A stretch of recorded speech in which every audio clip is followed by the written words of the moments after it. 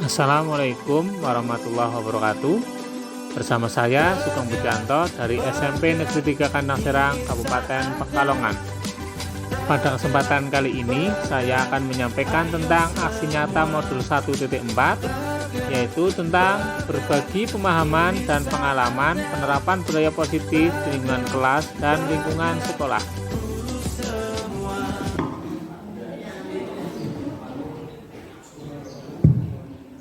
Assalamualaikum warahmatullahi wabarakatuh. Alhamdulillahirabbil alamin wa bihi nasta'in ala umuri dunya waddin wassalatu wassalamu ala sayyidina Muhammadin wa ala alihi wa ashabihi ajma'in. Yang terhormat Bapak Bambang Haryanto, Sarjana Pendidikan selaku Kepala SMP Negeri 3 Kandang Serang atau yang mewakili, dan yang kami hormati jajaran guru serta staf administrasi SMP Negeri 3 Kandang Serang. Pertama-tama marilah kita panjatkan puji syukur atas kehadirat Allah Subhanahu wa taala yang telah memberikan rahmat serta hidayahnya sehingga kita bisa hadir dalam rangkaian acara hari ini.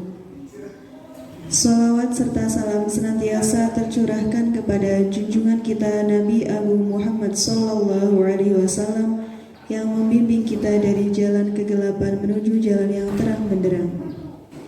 Hadirin sekalian, perkenankan saya selaku pembawa acara akan membacakan susunan acara pada hari ini. Acara yang pertama yaitu pembukaan, acara yang kedua sambutan-sambutan, acara yang ketiga diseminasi, acara yang keempat diskusi tanya jawab, dan acara yang terakhir penutup. Demikian susunan acara yang akan berlangsung pada hari ini. Untuk acara yang pertama yaitu pembukaan. Untuk mengawali acara pada hari ini, mari kita buka dengan membaca basmalah bersama. Bismillahirrahmanirrahim. Acara yang kedua yaitu sambutan-sambutan. Sambutan yang pertama dari Kepala SMP Negeri 3 Kandang Serang. Dalam hal ini akan diwakili oleh Bapak Hasyim Asy'ari, Sarjana Pendidikan selaku guru senior. Kepada Bapak Hasyim Asy'ari disilahkan. Assalamualaikum warahmatullahi wabarakatuh. Yang sama-sama kita hormati Bapak Sugeng Pujanto selaku pemateri atau narasumber diseminasi budaya positif. Yang sama-sama kita hormati Bapak Ibu guru serta karyawan SMP Negeri 3 Kandang Serang.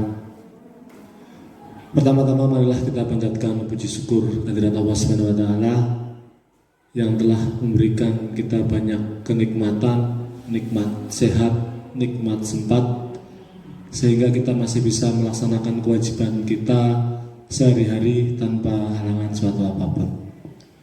Salawat serta salam selalu kita sanjungkan kepada junjungan kita Nabi Agung Muhammad Sallallahu Alaihi Wasallam yang senantiasa kita tunggu syafaatnya di hari kiamat nanti. Bapak Ibu yang saya hormati, sebenarnya saya belum pantas untuk menyampaikan sambutan karena belum pantas ya untuk menyampaikan sambutan pada kegiatan kali ini, tapi karena Wakaseknya jadi narasumber, kemudian Bapak Kepala Sekolah sedang ada tugas di Solo, maka mau nggak mau menggantikan posisi kepala sekolah, wakil kepala sekolah.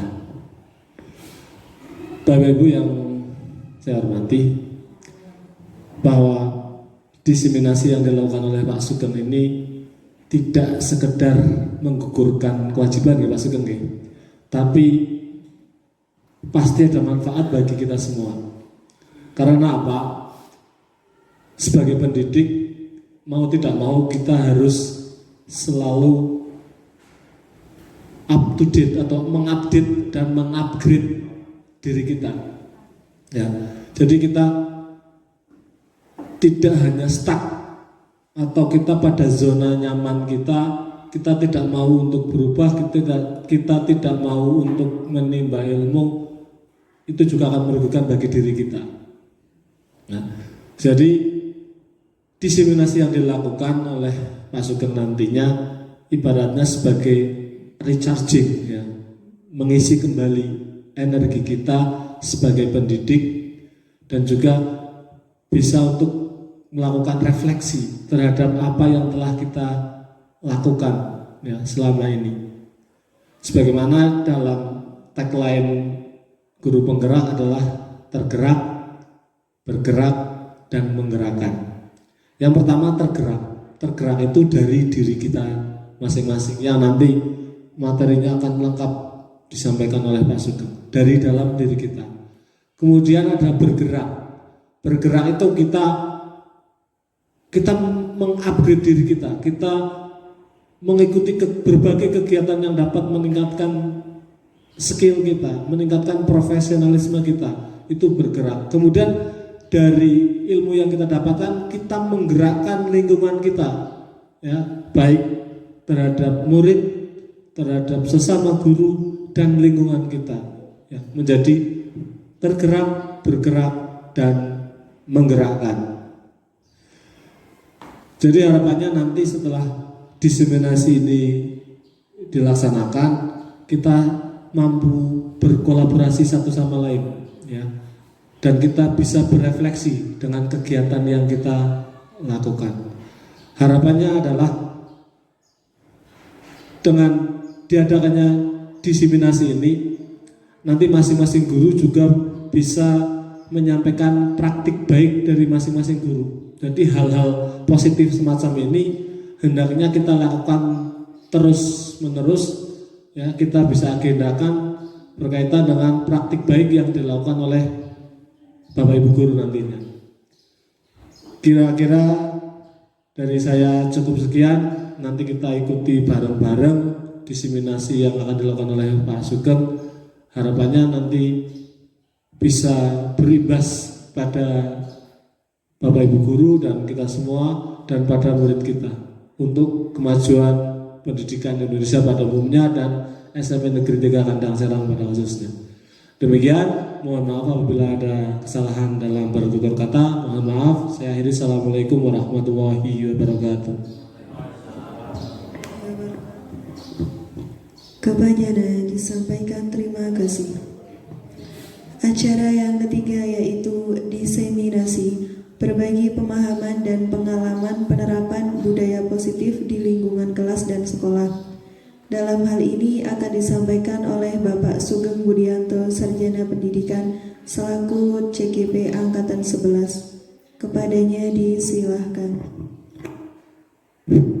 Terima kasih untuk waktunya. Mohon izin sambil berdiri Bapak Ibu biar lebih mudah. Sebelumnya, Assalamualaikum warahmatullahi wabarakatuh. Bapak dan Ibu yang kami hormati, puji syukur alhamdulillah pada siang hari ini saya selaku calon guru penggerak angkatan 11 di tahun 2024 ini yang berniat akan melaksanakan kegiatan diseminasi berbagi pemahaman dan pengalaman penerapan budaya positif di lingkungan sekolah dan di kelas. Mudah-mudahan kegiatan ini nanti diberi kelancaran sampai dengan akhir, tidak ada halangan suatu apapun, dan apa yang akan nanti saya sampaikan mudah-mudahan bisa bermanfaat untuk kita semua dalam mengelola kegiatan belajar mengajar di kelas dan mengelola kegiatan pendidikan di sekolah kita. Bahwa saya ingin mengajak Bapak dan Ibu dan memberikan, ya, kita beri pemahaman bareng bahwa selama ini kita beranggapan bahwa mengikuti guru penggerak itu adalah untuk kegiatan kepentingan perorangan, untuk kepentingan meningkatkan karir dan sebagainya. Padahal yang benar bahwa guru penggerak adalah memang secara individu untuk meningkatkan kompetensi, tapi lebih tepatnya kompetensi itu adalah untuk kepentingan sekolah, yang mana nanti setelah kita mengikuti kegiatan guru penggerak, apa yang kita bisa, apa yang kita pelajari, apa yang sudah mampu kita laksanakan itu harus diimbaskan kepada guru yang lain. Seperti yang tadi disampaikan Pak Hasim, bahwa sebagai guru penggerak itu harus tergerak, kemudian bergerak untuk melaksanakan dan menggerakkan teman di lingkungan sekolahnya. Nah, harapannya nanti setelah ini kita bisa melaksanakan kegiatan praktik-praktik baik yang kaitannya dengan budaya positif dan pengelolaan kelas dan pengelolaan pendidikan di satuan pendidikan kita. Seperti itu. Jadi setelah saya juga nanti saya harapannya teman-teman yang lain juga berkenan ikut. Bahkan saya sangat mendorong Pak Sim ya, teman-teman yang belum nanti kalau ada kesempatan penerimaan anggota baru mengikuti kegiatan guru penggerak, saya harapkan Bapak Ibu juga mengikuti, berkenan mengikuti, biar bisa sama-sama meningkatkan kompetensi sehingga punya pemahaman yang sama dalam meningkatkan kualitas pendidikan di sekolah kita. Seperti itu. Baik Bapak Ibu, akan saya mulai diseminasi berbagi pemahaman dan pengalaman penerapan budaya positif di lingkungan kelas dan sekolah. Ya, untuk kesepakatannya, mari kita tenangkan hati dan pikiran, arahkan semua perhatian untuk fokus belajar, hadirkan rasa ingin tahu, rasa syukur dan welas asih sesama teman kita. Nah, ini konsep inti daripada budaya positif diantaranya adalah perubahan paradigma belajar. Kemudian yang kedua, disiplin positif. Yang berikutnya, nilai-nilai kebajikan. Yang keempat, kebutuhan dasar manusia. Yang kelima, motivasi perilaku manusia. Kemudian posisi kontrol guru, keyakinan kelas, dan segitiga restitusi. Nanti dari 8 konsep ini, konsep inti ini nanti bisa kita belajar bareng-bareng, kemudian nanti kita diskusikan bersama setelahnya. Nah, kaitannya dengan pembelajaran dengan paradigma baru, bahwa pembelajaran dengan paradigma baru merupakan pembelajaran yang dirancang berdasarkan prinsip pembelajaran berdiferensiasi, sehingga para peserta didik belajar sesuai dengan kebutuhannya berdasarkan tahap perkembangan teori psikologi modern untuk mewujudkan profil pelajar Pancasila. Nah, yang ini Bapak Ibu guru saya yakin sudah tahu semua nggih, bahwa profil pelajar Pancasila ada berapa elemen Bapak Ibu nggih? Ada 6 ya. Yang pertama adalah beriman, bertakwa kepada Tuhan Yang Maha Esa, dan berakhlak mulia. Nah, nanti ini dalam kegiatan pembelajaran dalam lingkup sekolah kita penerapannya seperti apa. Kemudian yang kedua, berkebinekaan global. Ini alhamdulillah di sekolah kita dari segi agama siswa kita sama dengan Bapak Ibu guru. Kemudian dari segi suku bangsa ras sebagainya ini sama, sehingga untuk hal-hal yang kaitannya dengan SARA mungkin lebih mudah untuk kita kondisikan. Tinggal mungkin toleransi dan menghargai sesama ini yang masih perlu kita arahkan pada anak-anak. Kemudian yang ketiga yaitu bergotong royong atau bekerja sama. Yang keempat itu kreatif. Yang kelima bernalar kritis. Dan yang keenamnya mandiri. Berikutnya, nah ini yang kadang masih belum sesuai dengan pemikiran kita. Miskonsepsi tentang teori kontrol. Ilusinya atau mungkin gambaran kita bahwa guru itu mengontrol murid. Padahal seharusnya murid yang mengontrol dirinya sendiri. Karena guru itu berperan sebagai fasilitator. Bukan lagi seperti dulu yang harus mendikte siswa, kemudian anak harus patuh banget dengan guru. Sekarang harapan kita itu siswa memiliki kesadaran sendiri untuk mengontrol dirinya sendiri. Karena pada hakikatnya manusia itu tidak bisa menggerakkan manusia lain, tapi manusia itu sendiri yang mengontrol dirinya sendiri. Kemudian yang kedua, ilusi bahwa kritik dan membuat orang bersalah dapat menguatkan karakter. Ini juga keliru, karena bisa jadi membuat orang rasa bersalah itu justru akan menimbulkan rasa minder. Atau bahkan ketika seorang guru menindak siswa yang bersalah dengan cara yang keras, itu bukan hal yang tidak mungkin apabila sampai murid itu terjadi apa yang namanya dendam kepada guru. Makanya di suatu sekolah pernah ada kejadian guru pas pulang dihadang sama muridnya, dicelakai di jalan karena seperti itu. Ketika kita menindak murid dengan cara yang tidak tepat, itu bisa jadi justru malah menyebabkan rasa dendam. Kemudian bahwa semua penguatan positif, efektif dan bermanfaat. Tidak semuanya Bapak Ibu. Nanti dalam posisi kontrol akan kita jabarkan lagi agar mengetahui tidak semua penguatan positif itu efektif dan bermanfaat. Kemudian ilusi bahwa orang dewasa memiliki hak memaksa. Nah, kita sebagai guru ternyata tidak punya hak untuk memaksa anak. Kita hanya bisa menuntun, mengarahkan, bukan memaksakan kehendak kita kepada anak, apalagi kepada anak yang mungkin tidak bisa atau tidak punya kompeten untuk melaksanakan hal yang kita paksakan itu. Berikutnya, stimulus, respon, dan teori kontrol. Realitas kebutuhan kita sama, realitas kebutuhan kita berbeda. Berarti bahwa kalau kita beranggapan siswa di kelas itu memiliki kebutuhan yang sama, itu kita salah. Karena kebutuhan siswa itu berbeda-beda. Potensi mereka juga berbeda-beda. Kemudian semua orang melihat yang sama. Padahal setiap orang memiliki gambaran dan asumsi yang berbeda-beda. Terhadap satu hal yang sama bisa jadi memiliki pandangan yang berbeda-beda. Kemudian kita mencoba mengubah orang agar berpandangan sama dengan kita. Maksudnya murid. Kemudian kita berusaha memahami pandangan orang lain tentang dunia. Karena siswa itu tidak harus kita arahkan hanya sesuai dengan kemauan kita. Bisa jadi mereka justru malah ingin belajar yang lebih luas lagi daripada apa yang kita ajarkan. Makanya kemarin saya dengan Pak Asim dan Bu Widya di SMP 1 Kandang Serang juga melaksanakan diseminasi untuk penggunaan teknologi. Nah, di sekolah kita yang kemarin masih dibatasi tentang penggunaan HP dan sebagainya, nanti kita diskusikan lagi bagaimana baiknya agar di sekolah kita juga bisa melakukan hal yang seperti itu. Karena itu saya kira tidak semuanya bernilai negatif, tapi bisa juga nanti bernilai positif. Kemudian perilaku buruk dilihat sebagai satu kesalahan.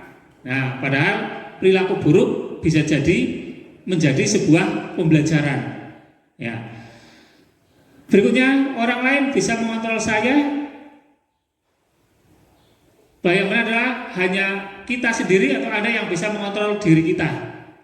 Karena betapapun orang lain mungkin memasangkan kehendak kepada kita, kalau kitanya tidak mau melaksanakan, kita belum punya kesadaran, ya tidak akan bisa jalan.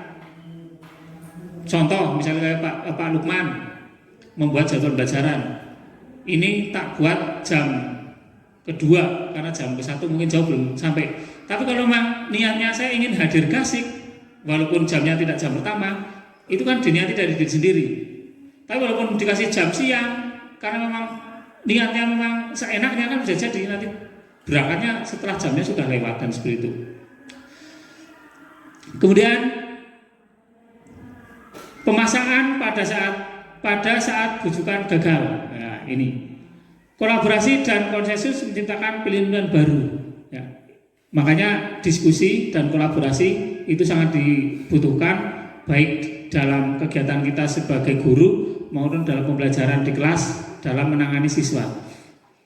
Model berpikir menang kalah dalam teori kontrol, model berpikir menang-menang. Berarti tidak ada anak yang merasa dikalahkan. Nanti dalam restitusi ini akan dibahas lebih jauh. Kemudian disiplin positif itu merupakan suatu cara penerapan disiplin tanpa kekerasan dan ancaman yang dalam praktiknya melibatkan komunikasi tentang perilaku yang efektif antara guru dan murid.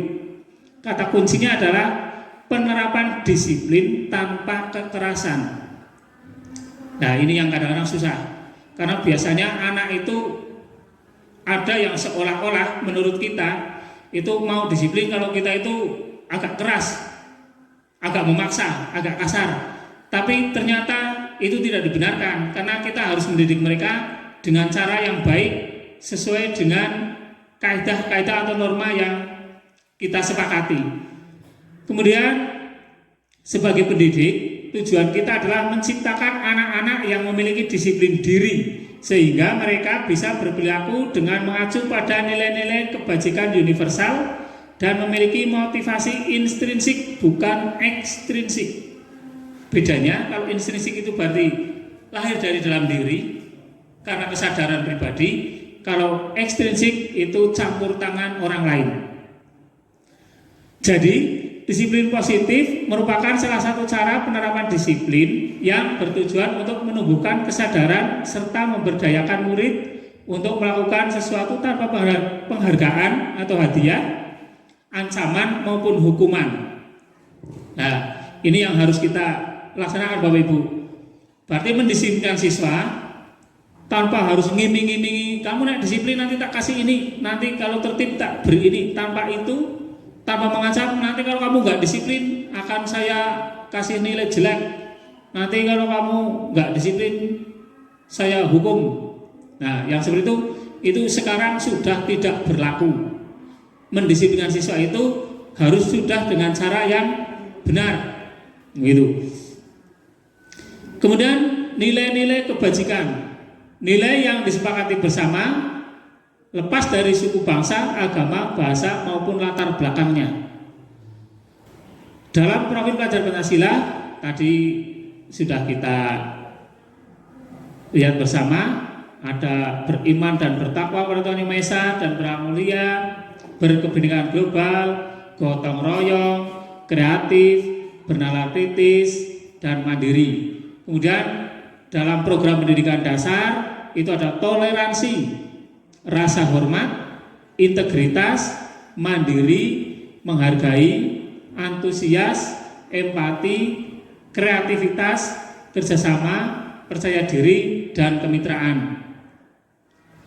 Dalam keterampilan hidup, nilai-nilai kebajikan universal itu dapat dipercaya, lurus hati, pendengar yang aktif, tidak merendahkan orang lain, dan memberikan yang terbaik dari diri. Nilai universal itu berarti nilai-nilai kebajikan yang kebenarannya itu diakui secara umum, diakui secara luas, bahwa nilai-nilai itu memang nilai yang baik untuk dilaksanakan atau ditanamkan dalam diri siswa kita. Nah, ini sing paling gampang diterapkan dalam kegiatan sekolah kita, misalnya memberiakan 5S, senyum, salam, sapa, sopan, santun. Ini juga karena guru itu teladan, ditiru oleh siswa, kita juga harus melakukan itu. Bukan cuma siswa saja yang melaksanakan, tetapi harus guru dulu. Kelihatannya perkara mudah, tapi kalau tidak kita biasakan mungkin akan menjadi perkara yang susah. Contoh, misalnya ada anak memakai baju tidak dimasukkan, tidak rapi. Kemudian salah satu guru biasa menegur, tapi guru yang lain membiarkan. Kalau seperti ini caranya, nanti guru siswa itu cenderung akan tertib apabila ketemu guru yang mendisiplinkan itu. Tapi ketika ketemu guru yang tidak mau mendisiplinkan, ya nanti seenaknya bajunya tidak rapi. Kadang malah sekarang das itu buat kalungan nggak dipakai dengan benar. Nah ini nanti pada Bapak Ibu guru dan staf tata usaha, apabila menemukan anak-anak yang demikian itu, jangan sungkan-sungkan untuk menegur. Iya, karena kedisiplinan itu dimulai dari gurunya dulu, memberikan contoh seperti yang disampaikan Ki Hajar Dewantara, ingat sosum tulodo, bahwa kita yang di depan guru itu memberikan contoh yang baik. Seperti itu Pak Tahyo ya. Jadi ketika memakai baju, misalnya kan ada baju-baju tertentu yang harus dimasukkan seperti baju kaki, baju pramuka dan sebagainya kan dimasukkan. Bapak ibunya juga seperti itu. Ketika pakai baju batik yang dikeluar itu kan tidak bisa diprotes sama anak. Loh Pak guru saja bajunya nggak dimasukkan karena memang model baju yang tidak seharusnya dimasukkan begitu. Kemudian pembelajaran dengan diskusi untuk membudayakan kerjasama. Nah ini ayolah mulai dari pembelajaran yang gampang-gampang dulu. Dengan modal untuk membuat video, Bapak Ibu belum mencapai pada kompetensi itu, minimalnya biasanya diskusi dulu, kerjasama. Seperti itu. Kalau zaman dulu kan anak dikasih buku, nah rangkum halaman 1 sampai 100. Nah, yang seperti ini harusnya sudah tidak dilakukan. Apalagi yang diberikan adalah modul ajar atau LKS yang sudah ringkasan materi, masih disuruh dirangkum lagi. Nah terus Pak gurunya mau apa gitu? Belajar mandiri bukan berarti terus murid ditinggalkan belajar karpet dewek terus kitanya pergi, bukan itu. Tapi membiasakan anak itu untuk bekerja sama, punya ide, pendapat di dalam lingkup diskusinya itu. Kemudian presentasi untuk berlatih siswa itu mandiri, berani tampil di depan umum, public speaking, dan tanggung jawab. Ya, walaupun ini kelihatan sepele, tapi kalau nggak dibiasakan anak-anak itu mesti takut, suruh maju. Betul Pak, takut. Saya sering ngalami ada anak-anak yang kalau disuruh maju gercep, tapi ada yang kelompok itu dulu Pak, saya nanti Pak. Padahal itu siasat mereka agar jam pelajarannya habis, nanti tidak maju, tidak presentasi. Biasanya kayak gitu. Nanti nunggu-nunggu temannya suruh gitu. Mulai dari yang kecil dulu anak diskusi, Bapak Ibu gurunya memantau. Kan kita nggak capek, yang bekerja anak kita cukup memantau. Anak presentasi, nanti kita foto-foto. Dan harapan saya ketika Bapak Ibu melakukan praktek baik di kelas, kalau bisa difoto, di-share di grup siswa. Jadi karena di situ saya melihat yang ada di grup WA bukan anak-anak semua, itu banyak yang wali murid, karena ketika japri dan sebagainya itu ternyata bapak dan ibunya. Kalau dikirim praktek baiknya di kelas kan nanti orang tuanya tahu, oh, anak saya tadi belajar ini, anak saya ternyata ada kegiatan, sehingga hal-hal negatif yang sudah berlalu katanya sering di luar itu nanti akan terhapus dengan sendirinya kalau kita sering seperti itu. Demikian Bapak Ibu. Jadi harapan kita nanti bisa dilaksanakan itu. Kemudian kita lanjutkan pada kebutuhan dasar manusia.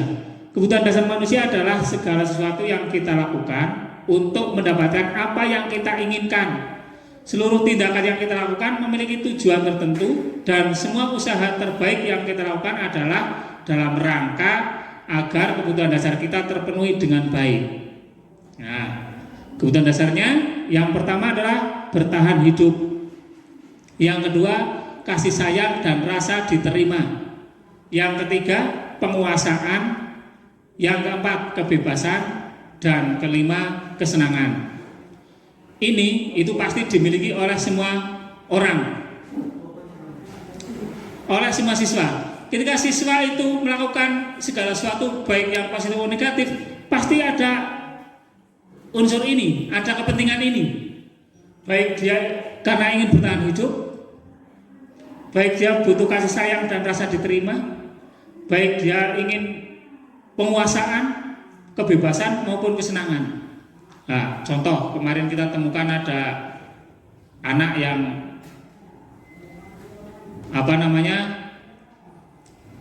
meminta uang kepada adik kelasnya. Nah, itu mungkin karena dia itu tidak dapat saku dan waktunya, bisa jadi dia kan karena apa? Alasan bertahan hidup, atau mungkin juga hanya kesenangan saja karena dia ketika membuli temannya itu bisa jadi karena saya bersenang-senang begitu. Seperti itu, misalnya kebutuhan bertahan hidup pada makanan, pakaian, tempat tinggal, keamanan, dan kesehatan. Itu yang utama atau mungkin bisa disebut sebagai kebutuhan pokok, kebutuhan prima. Rasa diterima, dipedulikan, berbagi, kerjasama, dan menjadi bagian dari kelompok. Ini rasa kasih sayang. Ini di sekolah kita juga kadang masih ditemukan yang seperti ini.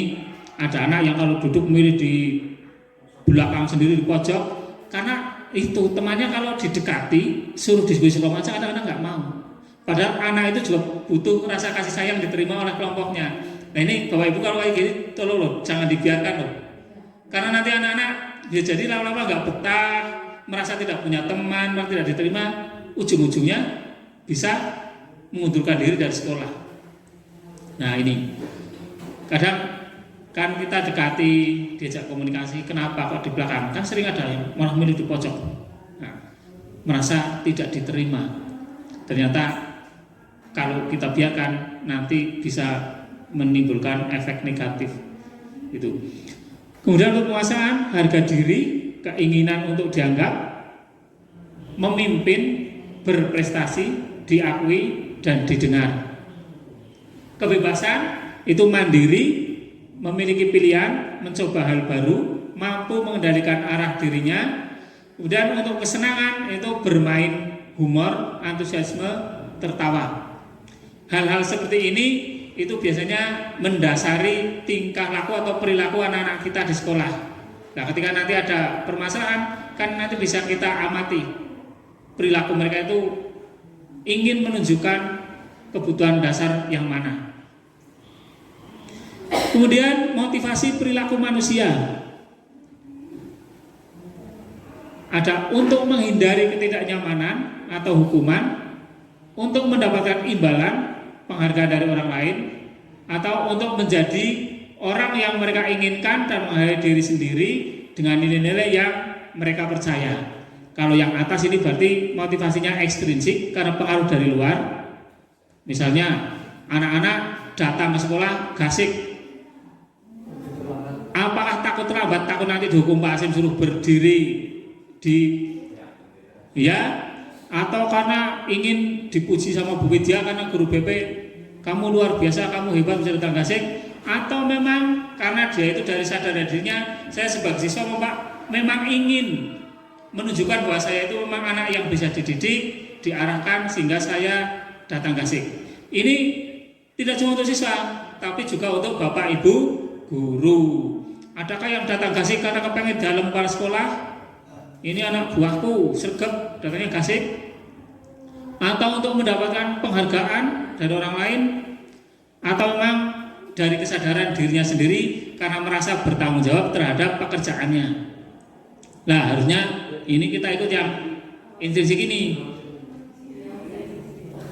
Ya, bukan karena ingin dipuji temannya, bukan karena ingin dialem sama kepala sekolahnya, tapi memang karena kita itu ingin menjadi guru yang bisa diteladani oleh siswa. Seperti itu. Nah, motivasi perilaku manusia yang pertama ada hukuman tidak terencana atau tiba-tiba. Misalnya ada anak terlambat, kelilingi lapangan 10 kali karena sudah terlambat. Ini kan tidak ada rencana. Biasanya kalau menghukum kan itu. Kemudian murid tidak tahu apa yang akan terjadi atau tidak dilibatkan. Tiba-tiba dia cuma mendapatkan vonis itu dan dia harus melakukan. Kemudian bersifat satu arah, hanya dari guru, murid hanya melakukan saja. Berupa hukuman fisik maupun psikis. Nah, ini yang harus kita hindari. Hukuman sekarang harus kita hindari. Karena mungkin tidak bisa mengarahkan anak menjadi baik, tapi justru anak menjadi bandel, tambah berani melawan, atau justru malah ketakutan dan tidak berangkat ke sekolah. Yang kedua, konsekuensi. Terencana, disepakati sesuai peraturan, murid tetap dibuat tidak nyaman, sikap guru selalu memonitor murid. Ini masih mending daripada kita menghukum. Nah, yang terakhir, restitusi. Proses menciptakan kondisi bagi murid untuk memperbaiki kesalahan, proses kolaborasi yang mengajarkan murid untuk mencari solusi atas permasalahannya sendiri. Nah, ini tidak cuma guru BP, ini semua guru harus bisa melaksanakan ini, harus bisa melaksanakan restitusi. Jadi ketika menemukan murid melakukan hal-hal yang negatif atau melanggar kesepakatan yang telah dibuat, hendaknya diselesaikan dengan restitusi, bukan dengan cara menghukum. Apakah setelah restitusi berarti anak itu bebas? Tidak juga. Setelah restitusi bisa ditambahkan dengan menerapkan konsekuensi yang telah disepakati bersama. Konsekuensinya tetap harus berjalan. Nah, kita lanjutkan. 5 posisi kontrol guru. Nah, ini kita nanti ada di mana? Sebagai penghukum, membuat rasa bersalah, sebagai teman, pemantau, atau manajer. Sebagai penghukum, misalnya ada anak datang tidak pakai sepatu, hanya pakai sandal misalnya. Karena kamu tidak pakai sepatu, maka kamu tidak boleh masuk kelas. Silakan belajar di luar. Itu penghukum. Ya. Kemudian kalau membuat rasa bersalah, itu menyampaikan kata-kata yang membuat siswa itu merasa bersalah. Apa kamu tidak tahu kalau aturannya harusnya bersepatu? Ya, anak, oh iya ternyata saya harus bersalah. Kalau saya sebagai teman, mungkin bisa didekati, tidak apa-apa, wong nyatanya sepatunya basah, ya pakai sandal tidak apa-apa. Mungkin sebagai teman seperti itu.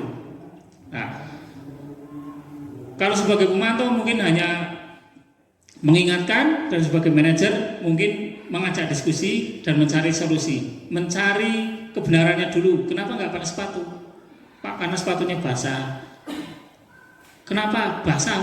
Kan sudah dicuci kemarin. Nah, ini mungkin dicarikan jalan keluarnya bareng-bareng dengan diskusi. Mungkin ini yang lebih diharapkan oleh pendidikan ini, bahwa guru itu paling baik itu menempatkan sebagai manajer, bukan sebagai penghukum, rasa bersalah, teman, pemantau, tapi lebih tepatnya adalah sebagai manajer, mengajak teman diskusi, nanti agar bisa dipraktekkan di kelas. Bapak Ibu bisa, kalau ada ditemukan yang seperti itu, bisa dilaksanakan. Karena kalau nanti sudah mengingatkan atau memberikan hukuman, setelahnya nanti akan mikir, oh ya ternyata saya tadi sudah melakukan hal yang tidak sesuai, karena kita memberikan hukuman gitu. Contoh penerapan 5 posisi kontrol guru. Kasus siswa tidak memakai atribut lengkap saat upacara bendera. Dihukum hormat pada bendera selama 1 jam. Ini menghukum. Membuat rasa bersalah. Berapa kali Bapak Ibu harus memberitahu kamu selalu saja mengecewakan Bapak Ibu guru. Kata-kata seperti itu sudah membuat rasa bersalah. Mungkin juga itu nanti bagi siswa yang baperan itu akan tertanam dalam hati. Nah, apalagi kalau sampai yang ini suruh berdiri misalnya ya selama 1 jam.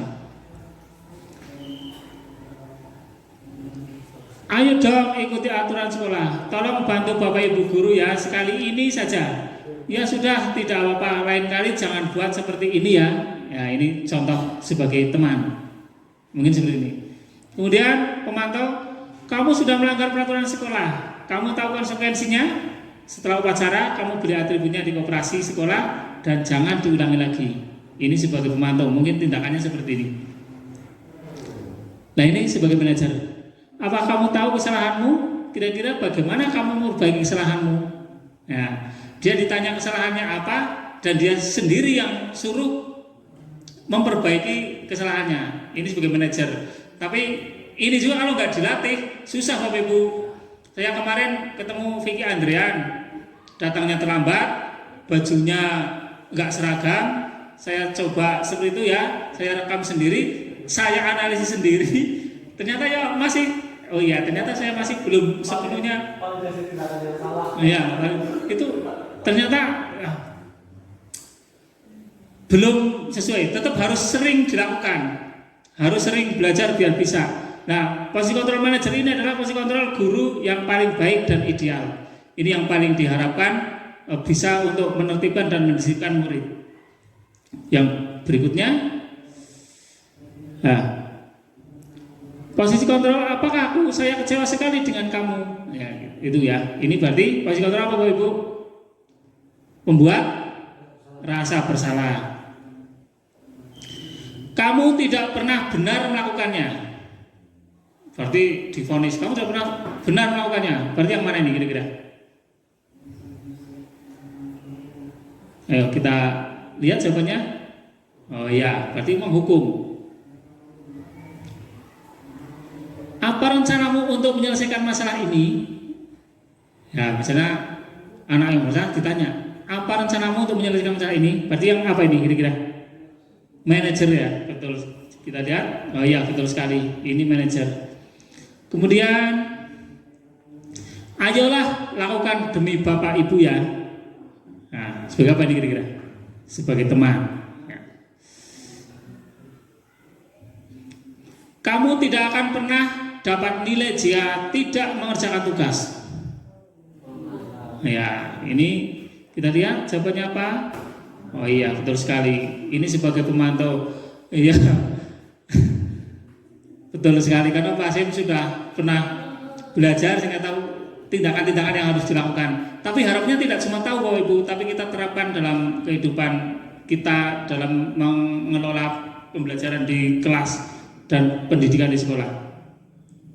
Nah, ini kita sampai pada keyakinan kelas. Mengapa harus keyakinan kelas? Mengapa bukan peraturan kelas? Apakah berbeda kira-kira peraturan dengan keyakinan kelas? Beda tidak ini kira-kira ya? Kalau beda kira-kira bedanya apa ini?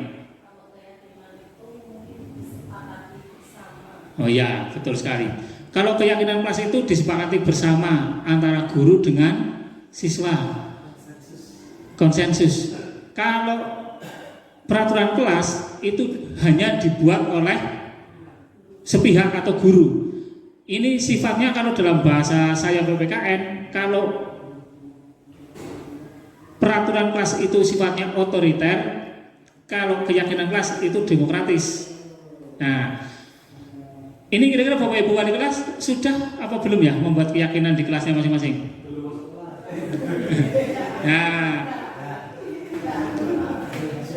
ini harusnya sudah, karena ketika nanti ada anak yang tidak bisa menunjukkan terhadap keyakinan kelasnya, untuk merestitusi mudah. Tapi kalau tidak ada keyakinan kelasnya, lah kita mau menanyakan keyakinan kelas yang sudah ditunjukkan apa kan nggak bisa. Nah, itu nanti harusnya ini dibuat kesepakatan bersama. Harapannya ketika itu hasil kesepakatan, anak-anak itu akan lebih disiplin, akan lebih menyadari mulai dari diri sendiri, bukan karena paksaan, karena itu hasil kesepakatan bersama. Nanti Bapak Ibu wali kelas, saya harapkan bisa ini membuat keyakinan kelas. Misalnya ya datang atau masuk kelas tepat waktu ketika bel berbunyi, tidak boleh istirahat ketika belum ada bel istirahat, tidak boleh makan dan minum di kelas. Nah, ini sering terjadi nih. Anak-anak istirahat masuk kelas membopong jajanan. Setelah itu tangannya kerusak-kerusak di atas meja, di bawah laci. Ini kan mengganggu teman yang lain. Biasanya mencuri perhatian teman yang lain.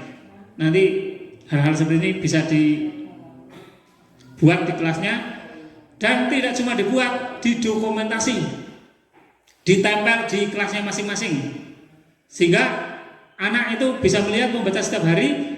Ketika melakukan kesalahan langsung dilihat di poin mana kamu sudah melanggar keyakinannya gitu. Keyakinan kelas apa yang belum kamu tunjukkan kalau berdasarkan keyakinan ini. Nanti kalau dipasang, ditempel, nanti seperti itu. Ya, pembentukan keyakinan kelas itu bersifat abstrak.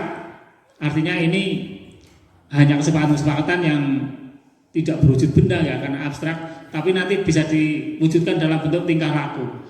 Kemudian berupa pernyataan yang mengandung kebajikan universal. Kebajikan universal berarti seperti tadi, ada disiplin, tanggung jawab, kasih sayang, ada peduli, ya, tanpa memandang suku, agama, ras, dan antar golongan.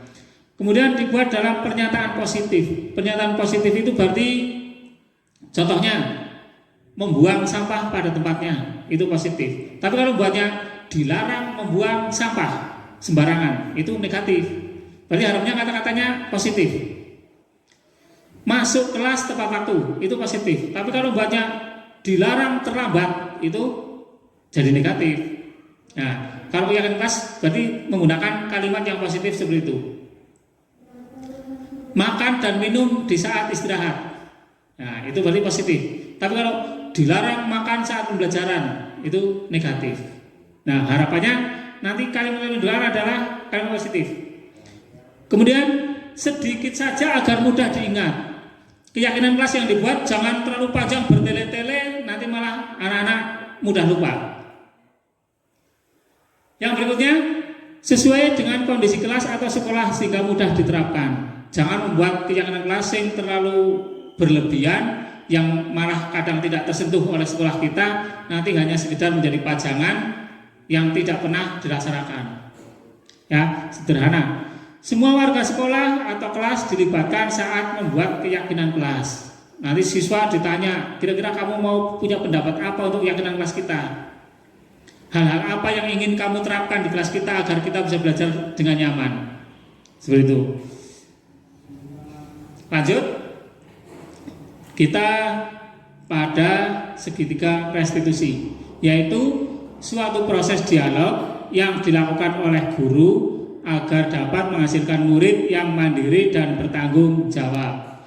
Langkahnya ada 3. Yang pertama, menstabilkan identitas. Yang kedua, validasi tindakan yang salah.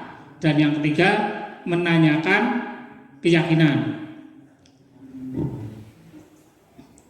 Menstabilkan identitas. Berdasarkan prinsip membuat kesalahan adalah bagian dari pembelajaran. Nah, ini contoh kalimatnya atau kata-katanya pada bagian menstabilkan identitas. Berbuat salah itu wajar. Tidak ada manusia yang sempurna. Bapak Ibu guru juga pernah melakukan itu. Bapak Ibu guru tidak mau mencari siapa yang salah, tapi ingin mencari solusi dari permasalahan ini. Kamu berhak merasa begitu. Ini kalimat ini itu bertujuan untuk menstabilkan identitas, biar anak itu tidak langsung merasa disalahkan. Berbuat salah itu wajar, tapi artinya nanti agar mereka bisa memperbaiki. Nah, kemudian validasi tindakan salah. Kamu pasti punya alasan mengapa melakukan hal ini. Nah, karena anak biasanya tadi sesuai dengan 5 dasar kebutuhan manusia. Alasannya untuk apa? Apa karena bertahan hidup, butuh kasih sayang, penguasaan, atau hanya iseng atau kesenangan? Padahal kamu bisa melakukan hal yang lebih buruk dari ini. Nah, misalnya ada anak yang memarahi temannya karena mungkin sudah melakukan salah, kan bisa jadi anak itu memukul. Nah, untung saja hanya memarahi. Untung saja hanya memarahi, tidak sampai memukul dan sebagainya, begitu. Kamu patut bangga karena telah melindungi sesuatu yang penting buat kamu. Nah, kamu melakukannya karena mempertimbangkan sesuatu yang penting bagimu. Ya, ini contoh validasi tindakan yang salah. Kemudian menanyakan keyakinan. Berdasarkan prinsip teori kontrol bahwa pada dasarnya kita termotivasi secara intrinsik. Ya, tadi makanya kita perlu membuat keyakinan kelas, karena nanti akan kita tanyakan kepada siswa itu. Misalnya anak terlambat, kan ditanya, apa keyakinan kelas kita? Nilai-nilai apa yang telah disepakati bersama? Seperti apa gambaran kelas yang ideal menurut kamu? Kemudian kamu ingin menjadi orang seperti apa? Atau mungkin keyakinan kelas apa yang belum bisa kamu tunjukkan? Nah, kalau sudah ada keyakinan kelasnya kan kita mudah untuk menanyakan itu. Nanti anak bisa menjawab sendiri.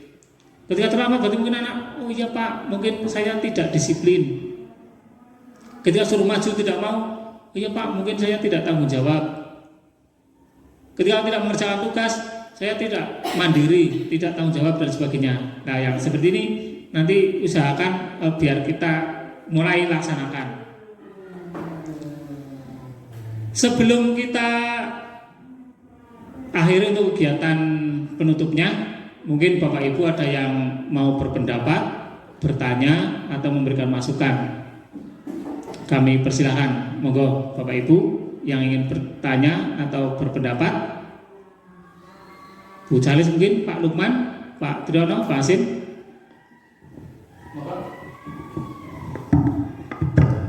kayak berkaitan dengan segitiga restitusi, ketika sampai pada validasi tindakan yang salah, itu anak atau murid itu tidak menyadari tentang perilaku yang dilakukan ini mengandung konsekuensi apa. Nah, bahkan sebenarnya ketika tanpa kesepakatan pun, misalnya tadi anak memalak temannya, ya, memalak teman satu sekolahan, gitu kan. Ketika ditanya tentang di tahap validasi tindakan tentang perbuatan yang kamu lakukan itu sebenarnya perbuatan yang menyimpang, terus anak diminta untuk menyadarinya, itu belum bisa sepenuhnya. Yaitu tadi karena teori kebutuhan tadi, tetapi dalam hal menjawab masih ada kebohongan anak. Jadi berganti-ganti kebohongannya. Ketika ditanyakan tentang pada tahapan validasi tindakan yang salah, kadang anak menjawab berbagai macam cara dengan jawaban bohong. Nah, sampai akhirnya ketika semakin kita tanyakan lagi pada fase validasi tindakan, baru mengakui tindakan. Jadi, nah itu perlu juga dikulik. Akhirnya kan timbul lagi dia sudah melakukan kesalahan, yaitu memalak temannya misalnya. Kemudian pada saat segitiga restitusi, yang bersangkutan siswa tersebut juga masih berbohong gitu loh. Jadi akhirnya berbohongnya juga perlu direstitusi lagi ya. Jadi hal-hal semacam itu yang bagaimana anak itu menyadari tentang yang paling pokok sebenarnya tentang kebajikan universal, walaupun itu tidak kita membentuk kesepakatan dalam keyakinan kelas, tapi kalau anak itu sudah memahami tentang kebajikan universal, oh iya, bagian dari menghargai orang lain, berarti saya tidak boleh mengolok-olok temannya dan sebagainya. Juga menurut saya itu penting dalam hal tadi kebajikan universal. Jadi kebajikan universal itu tidak diajarkan secara terlek, tapi anak bisa mengilhami kebajikan universal tersebut. Akhirnya oh iya, bahwa tindakan yang dilakukan adalah tindakan yang salah. Jadi kadang ketika kita menanyakan di validasi tindakan yang salah tentang keyakinan bersama apa yang telah dilanggar, anak tidak tahu, tapi malah jawabannya berbohong, mencari jawaban lain yang akhirnya jawabannya itu juga perlu direstitusi juga, yaitu tindakan bohong ya. Jadi dalam segitiga restitusi juga, saya juga ketika melaksanakan segitiga restitusi awalnya bingung. Itu tadi di tengah-tengah proses segitiga restitusi muncul kebohongan pada anak, dan kebohongan itu juga perlu direstitusi juga. Mengapa dia melakukan tindakan bohong? Ya, jadi kita perlu sama dalam hal melaksanakan segitiga restitusi sehingga anak bisa menemukan solusi atas permasalahan. Demikian Pak Sugeng berkaitan dengan segitiga restitusi. Ya, terima kasih Pak Asim. Ini pendapat dan masukan yang bagus, dan ini berdasarkan pengalaman-pengalaman yang telah kita laksanakan. Memang betul yang dikatakan Pak Asim. Ketika membuat kesepakatan kelas, kita tidak hanya menyepakati itu saja, tapi harus memperkenalkan kepada anak nilai-nilai universal. Nilai universal atau nilai-nilai kebajikan universal yang diterapkan di kelas itu seperti apa saja. Sehingga ketika ditanya keyakinan apa yang sudah kamu langgar atau yang belum bisa kamu tunjukkan, itu anak bisa menyebutkan. Nah, nilai universal itu termasuk diantaranya kejujuran. Anak harus biasakan untuk jujur, sehingga ketika menjawab pertanyaan seperti yang tadi Pak Asim sampaikan, itu tidak membohongi kita. Anak melakukan kesalahan, ditanya tidak jujur. Seperti contoh kemarin, ada pintu rusak.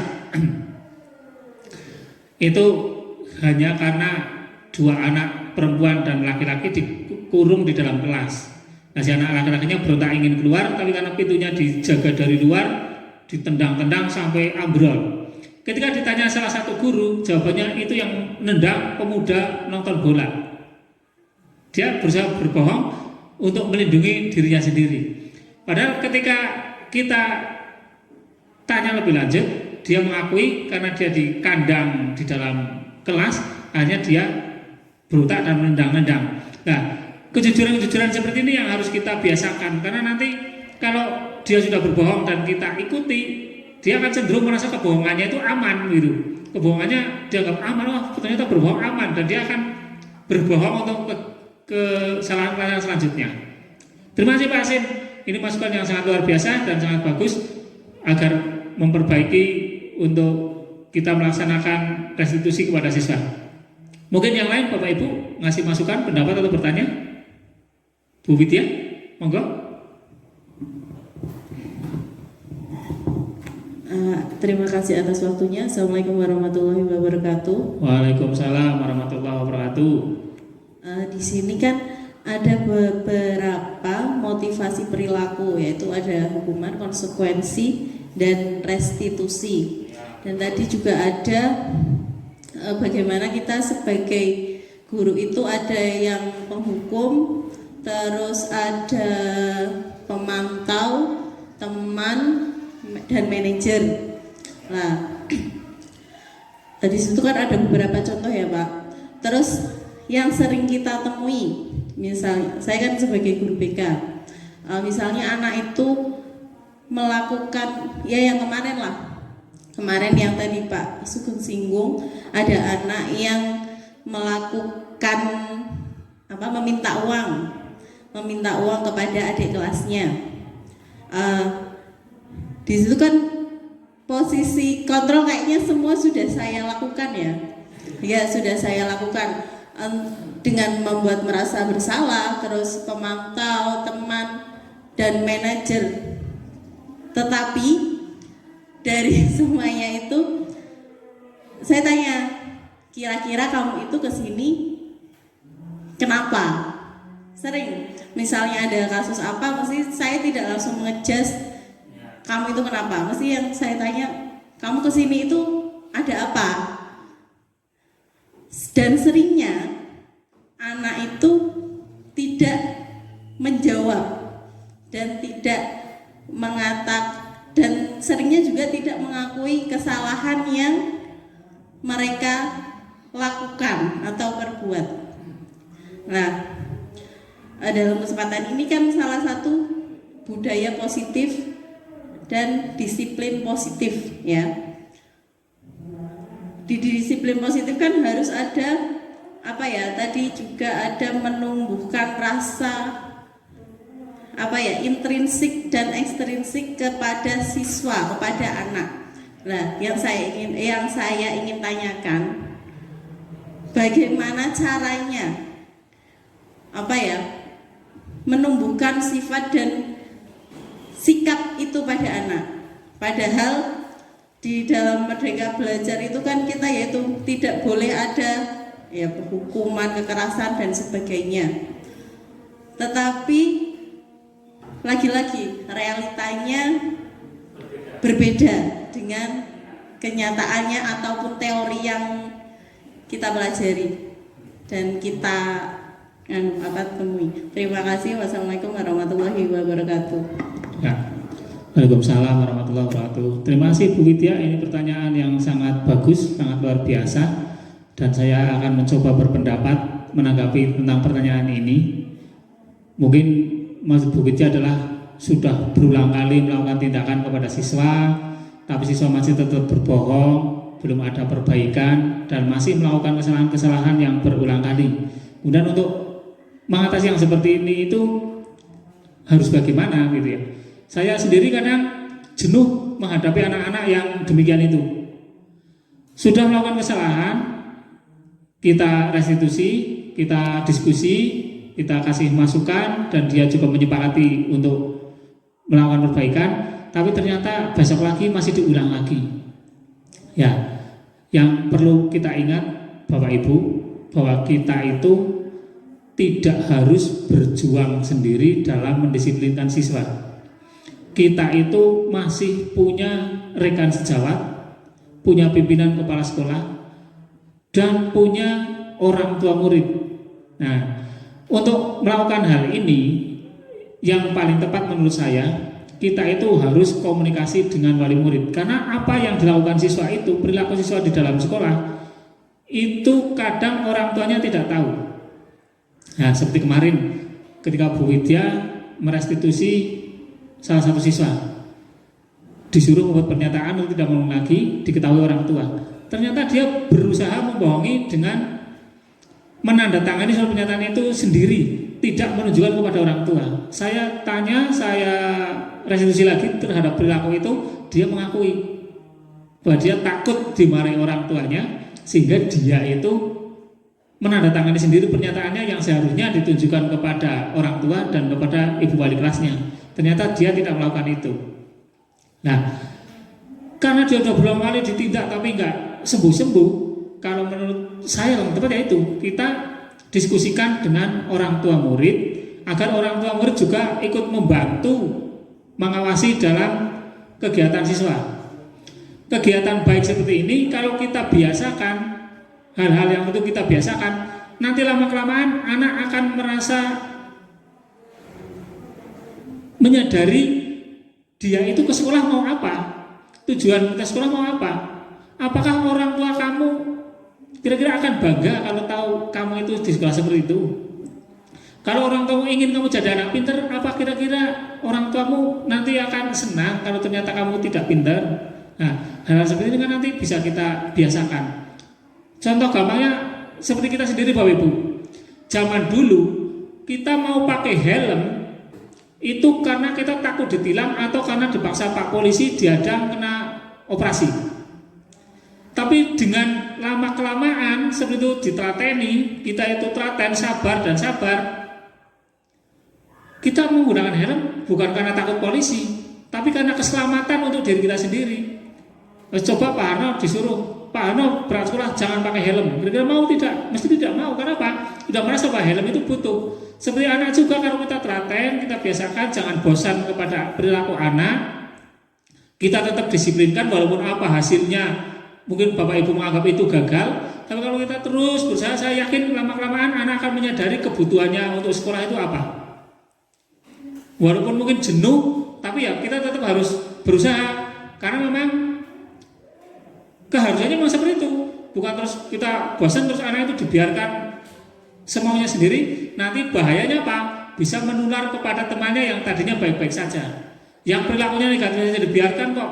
Nanti teman yang lain juga akan melakukan hal yang sama. Yang dibuatkan seperti itu, Ibu.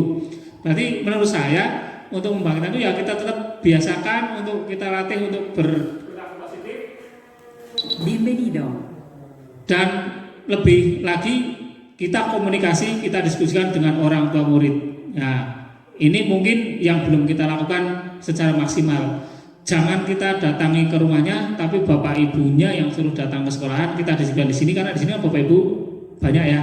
Nanti pendekatannya mungkin bisa bervariatif. Masing-masing guru punya kemampuan untuk ya berkolaborasi dengan bapak ibu guru dan pada wali muridnya. Seperti itu Bu Widya, masukan dari saya. Mudah-mudahan nanti bisa kita laksanakan. Mungkin ada yang mau menambahi dari jawaban saya, Pak Luman? Ya, Assalamualaikum warahmatullahi wabarakatuh. Terima kasih untuk waktu yang sudah diberikan. Ya, di sini saya cuma mau menambahi sedikit aja. Mungkin untuk kejadian-kejadian seperti itu, yang pertama anak itu tidak mau menjawab. Nah, kalau dari saya sendiri, mungkin hal itu anak tidak mau menjawab karena yang pertama ada beberapa guru. Ya, dan dari hal itu mungkin bisa dibuatkan satu ruangan untuk konseling tersendiri. Jadi nanti di dalam ruangan itu hanya ada anak sama salah satu guru yang mau apa istilahnya mengonseling anak tersebut. Mungkin dari hal seperti itu anak bisa istilahnya nanti deep talk ya sama guru BK-nya dan lebih terbuka. Nah nanti mungkin itu guru BK baru bisa men-sharing kepada ibu guru sebenarnya permasalahannya itu apa dan solusinya bagaimana. Nah Bienvenido. di ruangan tersebut itu guru BK juga harus gimana ya, tidak terlihat menyeramkan, harus bertindak sebagai teman curhat lah ya, agar anak itu bisa jujur, bisa terbuka, bisa apa ya, bisa apa ya, bisa enjoy menyampaikan apa yang ada di pikirannya, dan nanti mungkin bisa jauh lagi, bisa sampai saya di rumah itu seperti ini loh Bu, seperti ini loh Pak, gitu bisa jadi. Ya mungkin itu aja tambahan dari saya. Terima kasih. Banyak kurangnya saya mohon maaf. Sekian. Wassalamualaikum warahmatullahi wabarakatuh. Waalaikumsalam warahmatullahi wabarakatuh. Ya, terima kasih masukannya Pak Lukman. Ini nanti perlu ditindaklanjuti Bu Widya, bahwa masukan yang diberikan Pak Lukman ini memang ada benarnya juga. Anak ketika diberi pertanyaan di depan umum, di depan bapak ibu lain, mungkin takut untuk menjawab, barangkali jawabannya salah, jawabannya memalukan, atau mungkin jawabannya tentang aibnya sendiri. Sehingga ketika pada ruangan yang lebih pribadi, lebih privasinya terjaga, mungkin anak bisa memberikan jawaban-jawaban yang lebih jujur, lebih sesuai dengan harapan kita, sehingga untuk mendisiplinkan siswa itu lebih baik. Mungkin itu Bapak Ibu yang bisa saya sampaikan pada kesempatan kali ini. Terima kasih Bapak Ibu telah membersamai saya, masukan-masukannya yang sangat luar biasa, dan apa yang sampaikan mudah-mudahan bisa bermanfaat untuk kita bersama. Untuk penutupnya, dalam rangka penerapan program disiplin belajar yang positif, hendaknya guru memiliki standar kepribadian, profesional, dan sosial yang baik, di mana guru mampu merefleksi diri dalam posisi kontrol saat ini. Bagaimana pelajaran dirinya sebagai among manager yang menuntun murid menjadi insan yang mandiri, merdeka, dan bertanggung jawab. Demikian Bapak Ibu dari saya, mohon maaf atas kekurangannya. Terima kasih. Wassalamualaikum warahmatullahi wabarakatuh. Waalaikumsalam warahmatullahi wabarakatuh.